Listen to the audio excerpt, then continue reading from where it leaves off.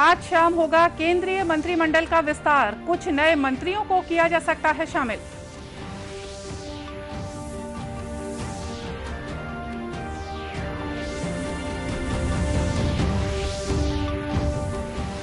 Film अभिनेता दिलीप कुमार का आज सुबह मुंबई के अस्पताल में निधन हो गया। प्रधानमंत्री ने जताया दुख।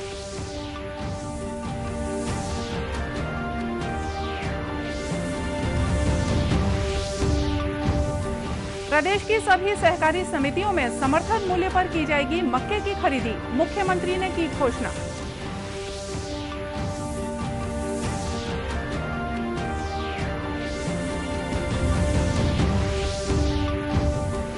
और बच्चों में सुपोषण को बढ़ावा देने के लिए राज्य में आज से मनाया जा रहा है वजन त्योहार। मुख्यमंत्री ने रायपुर से किया वर्चुअल शुभारंभ।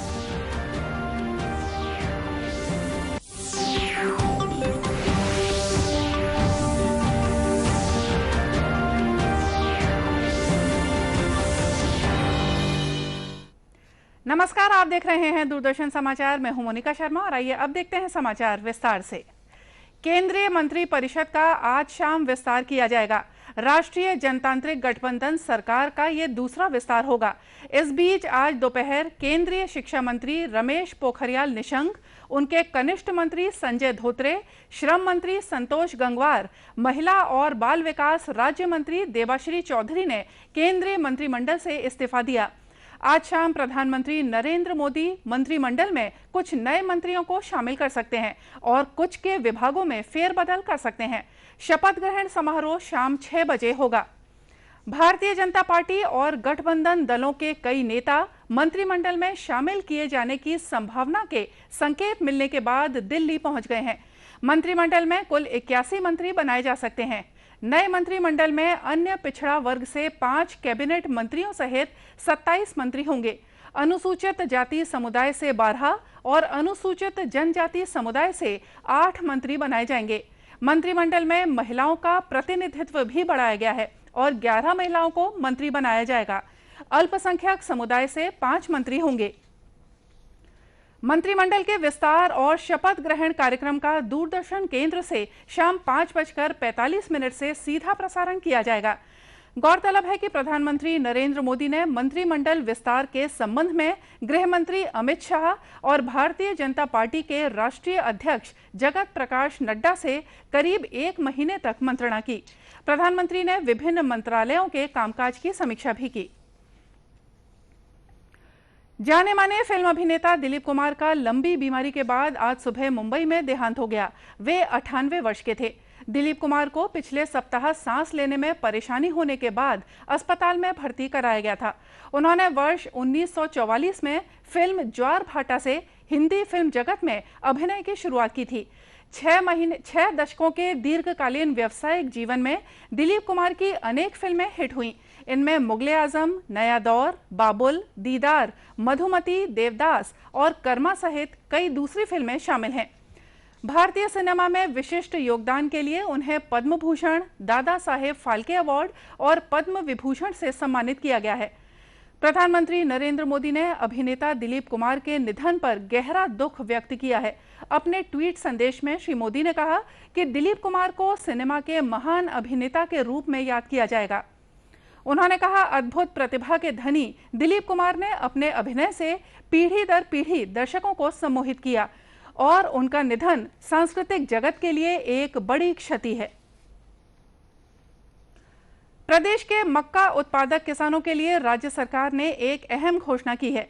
मुख्यमंत्री भूपेश बघेल ने कहा है कि अब राज्य की सभी समितियों में समर्थन मूल्य पर मक्के की खरीदी की जाएगी। वर्तमान में प्रदेश के चिन्हित समितियों में समर्थन मूल्य पर मक्के की खरीदी की जाती थी। श्री बघेल ने कल रायपुर में खाद्य विभाग की समीक्षा बैठक के दौरान कहा कि प्रदेश में ज्यादा मक्का उत्पादन वाले क्षेत्रों में मक्के से एथेनॉल उत्पादन के संयंत्रों की स्थापना को प्रोत्साहन दिया जाएगा। मुख्यमंत्री ने कहा कि इससे न केवल मक्का किसानों को उनकी उपज का अच्छा मूल्य मिलेगा, बल्कि रोजगार के अवसर भी बढ़ेंगे। बैठक में उन्होंने गन्ने से एथेनॉल उत्पादन के संयंत्रों की स्थापना के लिए पहल करने के निर्देश भी दिए। बैठक में मुख्यमंत्री ने समर्थन मूल्य पर धान खरीदी की व्यवस्था को लेकर कुछ जरूरी निर्देश भी दिए। इसके अलावा उन्होंने अधिकारियों को रायगढ़ की बंद जूट मिल को फिर से शुरू करने के लिए प्रयास करने को कहा। मुख्यमंत्री सुपोषण अभियान के तहत राज्य में आज से वजन त्योहार मनाया जा रहा है। महिला और बाल विकास विभाग द्वारा आज से 16 जुलाई तक आंगनबाड़ी केंद्रों में वजन त्योहार मनाया जाएगा। मुख्यमंत्री भूपेश बघेल ने आज रायपुर स्थित अपने निवास कार्यालय में आयोजित कार्यक्रम में वजन त्योहार का वर्चुअल शुभारंभ किया। इस अवसर पर उन्होंने रायपुर, दुर्ग और जगदलपुर जिले के आंगनबाड़ी केंद्रों के बच्चों, उनकी माताओं और आंगनबाड़ी कार्यकर्ताओं के साथ वजन त्योहार और इसके महत्व को लेकर चर्चा की। मुख्यमंत्री ने 5 वर्ष तक के सभी बच्चों का अनिवार्य रूप से वजन कराकर उनके सुपोषण स्तर का मूल्यांकन करने की अपील की। इस मौके पर स्कूल शिक्षा मंत्री डॉक्टर प्रेमसाय सिंह टेकाम और महिला तथा बाल विकास मंत्री अनिला भेड़िया भी मौजूद थीं। वहीं वजन त्योहार के दौरान आज दुर्ग जिले के गोड़ी गांव में 0 से 5 वर्ष तक के बच्चों का वजन लिया गया और किशोरी बालिकाओं के स्वास्थ्य की जांच की गई। इस आंगनबाड़ी केंद्र में बच्चों को पौष्टिक भोजन का वितरण भी किया गया। महिला और बाल विकास विभाग के साथ विभिन्न सामाजिक संस्थाओं ने भी इस कार्य में अपनी सहभागिता निभाई। क्षेत्र की परियोजना अधिकारी लता चावड़ा ने बताया कि बच्चों को सुपोषित करने के उद्देश्य से ये त्योहार मनाया जा रहा है।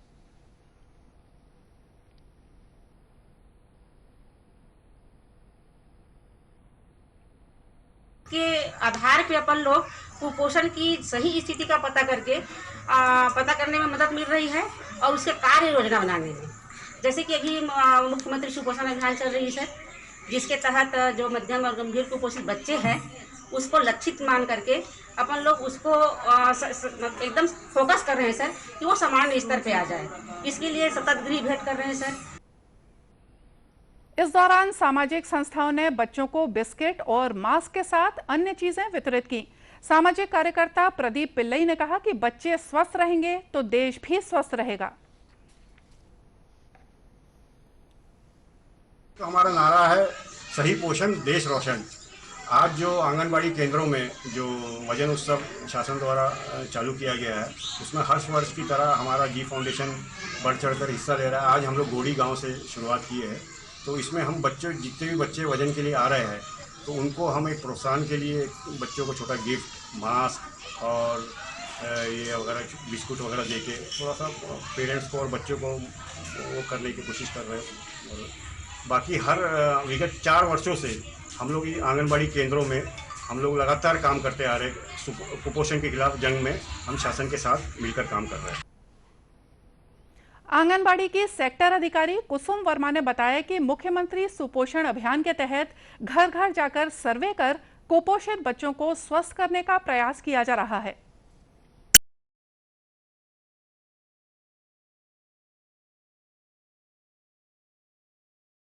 टीके लगाए जा चुके हैं। केंद्रीय स्वास्थ्य मंत्रालय के अनुसार कल देश में 36 लाख से ज्यादा टीके लगाए गए। छत्तीसगढ़ में भी बीते 5 जुलाई तक के आंकड़ों के अनुसार 1,02,33,000 से ज्यादा टीके लगाए जा चुके हैं। राज्य में 84,82,600 लोगों को पहला टीका और 17,50,000 से ज्यादा लोगों को दोनों टीके लगाए जा चुके हैं। जागरूकता अभियान के चलते राज्य के कई गांवों में 100% टीकाकरण का लक्ष्य पूरा कर लिया गया है। इन्हीं में से एक गांव है दुर्ग जिले का तर्रा गांव। गांव में पहले तो वैक्सीन को लेकर ग्रामीणों में कई तरह की भ्रांतियां थी, लेकिन जागरूकता अभियान और कई लोगों को टीकाकरण के बाद भी स्वस्थ देखकर बाकी बचे हुए ग्रामीण भी टीकाकरण के लिए आगे आए। तर्रा गांव में 100% टीकाकरण पूरा होने के बाद इस क्षेत्र के 7 अन्य गांवों में भी टीकाकरण को लेकर जागरूकता आई है। इन गांव के सरपंच बैठकों और जागरूकता संदेश के माध्यम से लोगों को टीकाकरण के प्रति प्रेरित कर रहे हैं। तर्रा गांव के सरपंच डॉक्टर योगेश चंद्राकर ने बताया कि 100% टीकाकरण का लक्ष्य पूरा करने के बाद उनका गांव दूसरे गांव के लिए प्रेरणा बन गया है।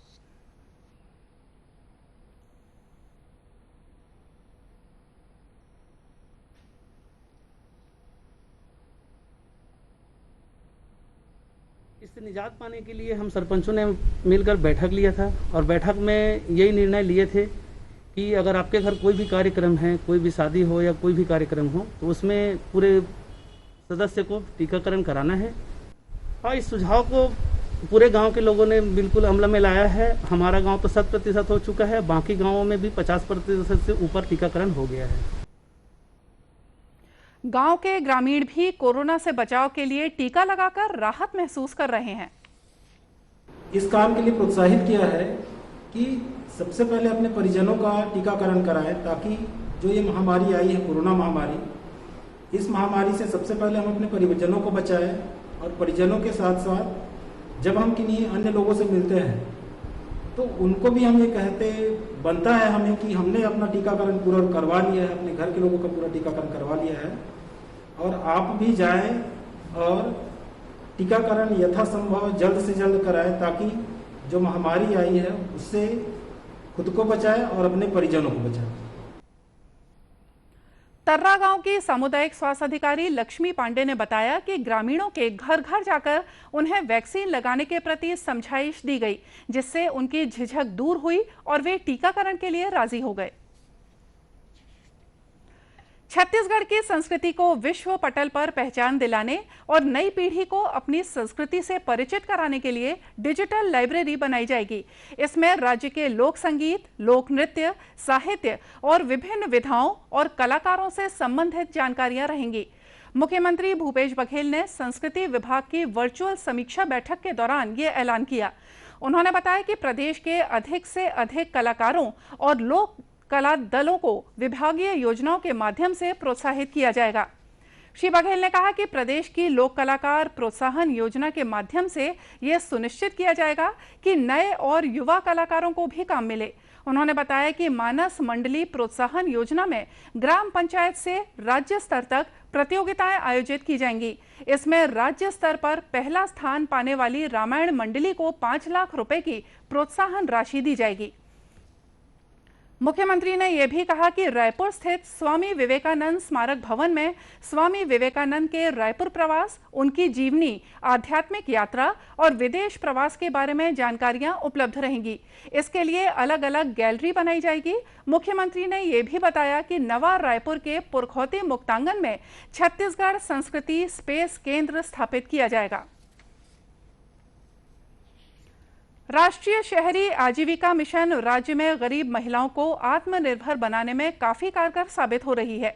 धमतरी जिले के अंबेडकर वार्ड में आजीविका मिशन के माध्यम से 12 महिलाओं के जीवन स्तर में उल्लेखनीय बदलाव आया है।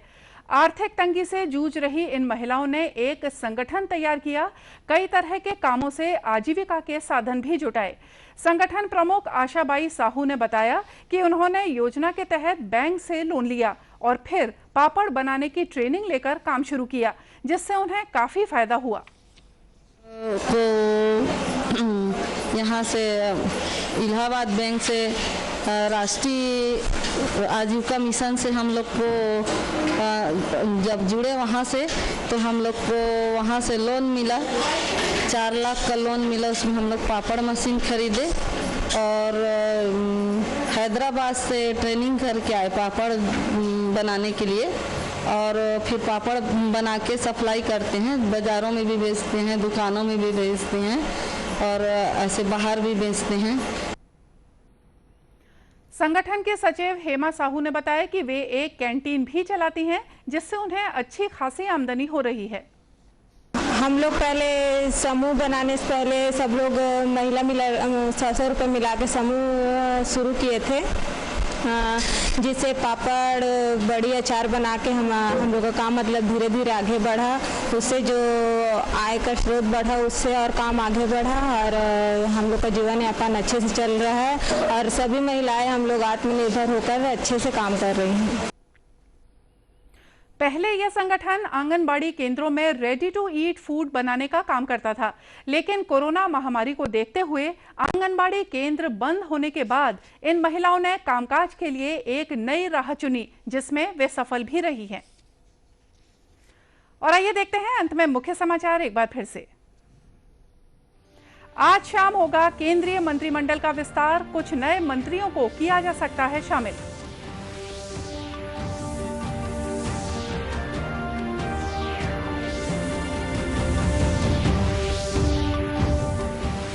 फिल्म अभिनेता दिलीप कुमार का आज सुबह मुंबई के अस्पताल में निधन हो गया। प्रधानमंत्री ने जताया दुख।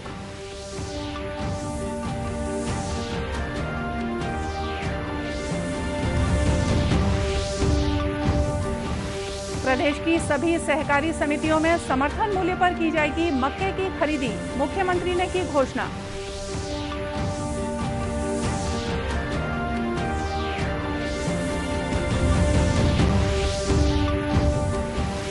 और बच्चों में सुपोषण को बढ़ावा देने के लिए राज्य में आज से मनाया जा रहा है वजन त्योहार, मुख्यमंत्री ने रायपुर से किया वर्चुअल शुभारंभ।